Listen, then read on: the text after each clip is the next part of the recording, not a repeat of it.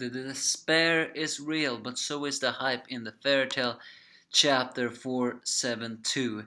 With last time we saw Laxus giving a very well-deserved punch in Waru's face, and while he continues to punch him, it is during this moment that Wahl, as he is a robot, reveals he also has the analyst ability of his clone, and something he actually tells us that he apparently Lux's organs have been badly damaged by the magical particles, and in a way he shouldn't even be alive, but we all know Luxus, he's badass. And every time you're badass you can live. Well, at least for now that is. So they keep on fighting. Erza and Kagura, I thought Erza would take care of Dimira, but it seems that the Sky Sisters are the one who's going to deal with her, at least for now. Instead, both Kagura and Erza are going to head to port where, well, was it Nine Hat? Or was it someone else? Blood, someone who was sitting there by himself for not liking to have a team. The two are gonna go to fight him. Well, I hope they can provide a fight. As the Sky Sisters prepare to fight Dimira still shows a very arrogant face and begins to explain that she can kill them in just a split second from their perspective. She can chop off their limbs and all that stuff. And also, the Charlie lends Shelia Wendy's jacket, and Wendy still get a little frustrated when Sherry says it's a little tight, because we all know that although Shelia seems to be very close to Wendy's age, she still has a bigger bust than Wendy.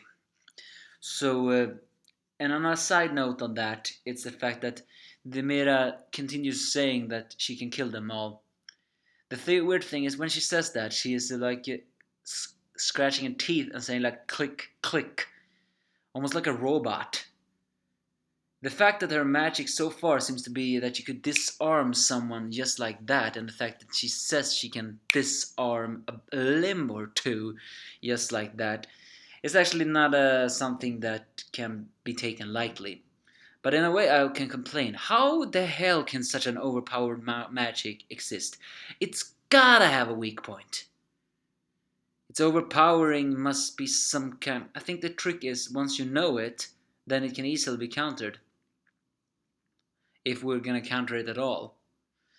But Laxus still fighting bravely, even though Waru is pushing him a little bit. As the analysis is complete for Wahl, he discovers that Laxus is among the top tier of magic. Normally, the magic particles will have killed a normal guy, but the fact is that since Laxus still can be alive, it's because his magic is so strong. So he decides to switch into a non-frivolous personality, a cold-hearted. Apparently, the Wahl clone that we saw before is just one of his many personalities. As a robot, he seems to be able to switch his personality.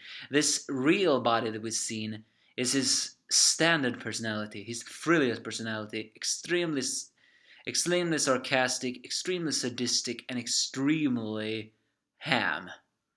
But, and he can still meld stuff like alchemy into his magic, seeing as an alchemic robot. So he switches to a more battle station that literally turns the sky red once he does that. A battle form that is cold-hearted. Unfortunately, Laxus begins to feel the pain in his heart again.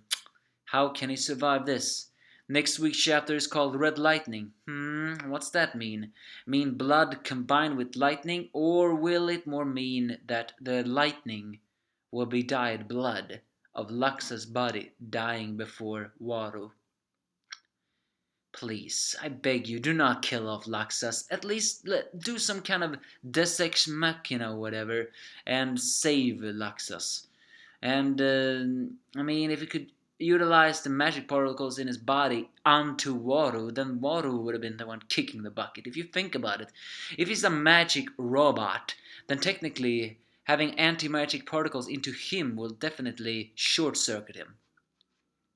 But alas, that line, red lightning, sounds very similar to a body of Laxus being dyed completely red. not something like not some kind of crimson lightning or whatever.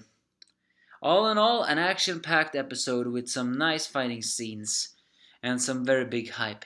What awaits us next is the real question, though. Give me your thoughts if you have any.